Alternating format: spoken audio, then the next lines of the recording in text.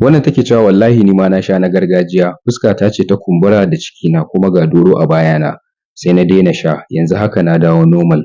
Me zai sa in yi jiki ba side effects? To don saboda kada ku ci gaba da faɗawa hannun masu sayar muku da sha ka fashe, bari mu ji wasu matakai ake ɗauka don a yi ƙiba mai kyau kuma mai lafiya. Mataki na farko shine ku fara duba 'yan gidanku ya yanayin jikinsu yake. Akwai family da za ku ga duka ƙananan jiki gare su ko kuma ba su da ƙiba sosai. So idan kana cikin waɗannan to ko dai ka yi haƙuri ko kuma za ka sha wahala sosai wajen yin ƙiba. Mataki na biyu shine ka je asibiti a duba ka idan kana da wata rashin lafiya wadda take sa ka ramewa.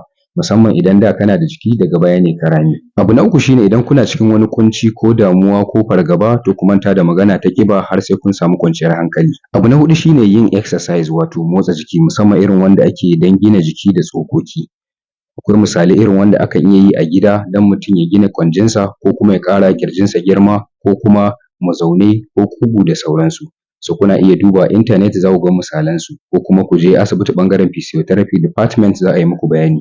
Ko kuma gym irin wanda suke da masana sai su muku bayani su ɗora ku akan hanyoyin da ya kamata ku bi. Yin irin wannan motsa jikin zai sa mutum ya ringa jin yunwa sosai wanda hakan zai sa mutum ya ringa cin abinci sosai. So ba sai kun ringa shan su super appetite da sauransu ba. Sai mataki na gaba shine abinci wanda yana da muhimmanci sosai.